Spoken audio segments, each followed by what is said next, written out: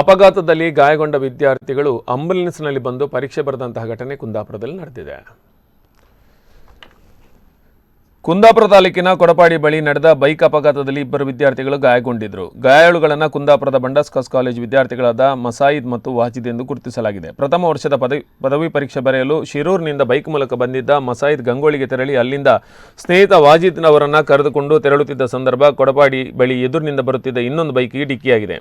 ತೀವ್ರ ಗಾಯಗೊಂಡ ವಿದ್ಯಾರ್ಥಿಗಳನ್ನು ಗಂಗೊಳ್ಳಿಯ ಆಪದ್ಬಾಂಧವ ಆಂಬ್ಯುಲೆನ್ಸ್ ನಿರ್ವಾಹಕ ಇಬ್ರಾಹಿಂ ಗಂಗೊಳ್ಳಿ ಮತ್ತು ತಂಡ ಕುಂದಾಪುರದ ಖಾಸಗಿ ಆಸ್ಪತ್ರೆಗೆ ಸೇರಿಸಿದ್ದಾರೆ. ಆಸ್ಪತ್ರೆಯಲ್ಲಿ ಪ್ರಥಮ ಚಿಕಿತ್ಸೆ ಪಡೆದ ಬಳಿಕ ವಿದ್ಯಾರ್ಥಿಗಳು ಆಂಬ್ಯುಲೆನ್ಸ್ನಲ್ಲಿ ಬಂಡಸ್ಕಾಸ್ ಕಾಲೇಜು ಪರೀಕ್ಷಾ ಕೇಂದ್ರಕ್ಕೆ ತೆರಳಿದ್ದಾರೆ. ಕಾಲೇಜು ಆಡಳಿತ ಮಂಡಳಿ ಅವರಿಗೆ ಪರೀಕ್ಷೆ ಬರೆಯಲು ಅನುಕೂಲ ಮಾಡಿಕೊಟ್ಟಿದೆ. ಅಪಘಾತದಲ್ಲಿ ತೀವ್ರ ಸ್ವರೂಪದ ಗಾಯಗಳಾಗಿರುವುದರಿಂದ ಪರೀಕ್ಷೆ ಬರೆದ ಬಳಿಕ ವಿದ್ಯಾರ್ಥಿಗಳು ಇನ್ನೂ ಹೆಚ್ಚಿನ ಚಿಕಿತ್ಸೆ ಪಡೆಯಲಿದ್ದಾರೆ.